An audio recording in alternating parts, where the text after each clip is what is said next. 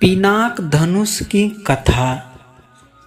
पिनाक धनुष पूरे ब्रह्मांड का सबसे शक्तिशाली धनुष था।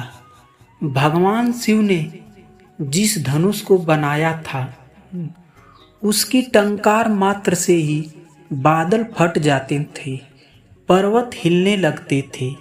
ऐसा लगता था मानो भूकंप आ गया हो। यह धनुष बहुत ही शक्तिशाली था।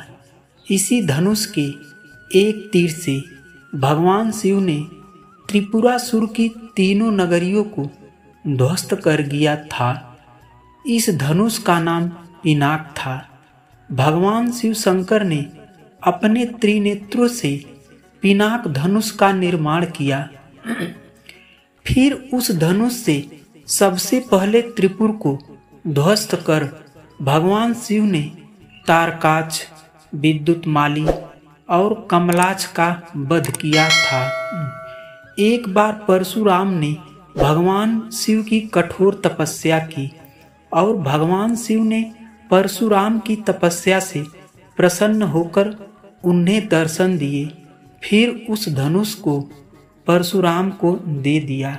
जब सहस्त्र अर्जुन ने ऋषि परशुराम के पिता महर्षि जमदग्नि की हत्या कर दी, जिससे क्रोधित होकर परशुराम ने समस्त पृथ्वी को क्षत्रिय विहीन कर देने की प्रतिज्ञा की और इसी प्रतिशोध की अग्नि में जलकर उन्होंने धर्म की रक्षा के लिए अहंकारी राजाओं का विनाश करना चाहते थे। इसलिए ऐसा हथियार मांगा जिससे समस्त अधर्मी असुरों का विनाश हो सके। भगवान पिनाक धनुष दिया और उसे उठाने की शक्ति भी प्रदान की। तब से पिनाक धनुष भगवान परशुराम के पास ही था। परशुराम उस धनुष की नित्य पूजा अर्चना करते थे। एक बार माता सीता सहित राजा जनक परशुराम के आश्रम में शिवरात्रि की पूजा हेतु आए हुए थे। वहां पर अकस्मात ही माता सीता ने पिनाक धनुष को छुआ और फिर उसे क्षण भर में ही उठा लिया। जिस धनुष को उठाने के लिए हजारों की संख्या में सैनिक चाहिए थे, पिनाक धनुष को माता सीता द्वारा पिनाक धनुष को उठाते ही सृष्टि में हाहाकार मच गया। सारा ब्रह्मांड मानो हिलने लगा, जिससे भगवान परशुराम की तपस्या भी भंग हो गई और वे तुरंत पिनाक धनुष के पास पहुंचे। भगवान परशुराम भी धनुष को माता सीता द्वारा उठाते देख आश्चर्यचकित रह गए। परशुराम के वहां आ जाने से माता सीता क्षमा मांगती है और धनुष को रख देती है। बिना धनुष के उठाने पर राजा जनक भी परशुराम से क्षमा मांगते हैं। तभी परशुराम कहते हैं कि जिस कार्य के लिए यह धनुष मैंने भगवान शिव से मांगा था वह कार्य पूर्ण हो चुका है।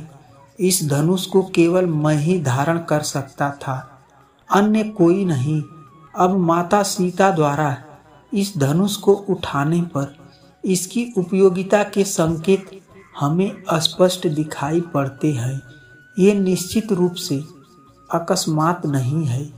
इसके पीछे भी भगवान भोलेनाथ की ही इच्छा है। सीता का भाग्य इस धनुष से जुड़ा हुआ है, इसलिए इस धनुष को मैं पुत्री सीता को सौंपता हूँ। आगे परशुराम राजा जनक से कहते हैं, जो भी इस धनुष पर प्रत्यंशा चढ़ाएगा वहीं आपकी पुत्री का योग्य वर होगा। ऐसा कहकर परशुराम पिनाक धनुष को माता सीता को सौंप देते हैं। भगवान श्री राम ने सीता जी के स्वयंवर में गुरु विश्वामित्र जी की आज्ञा से शिव जी का यह धनुष तोड़कर सीता से विवाह किया था। धन्यवाद दोस्तों, यह हमारी कहानी आपको कैसी लगी हमें लाइक और कमेंट करके ज़रूर बताना और मेरे चैनल को सब्सक्राइब भी करना। धन्यवाद।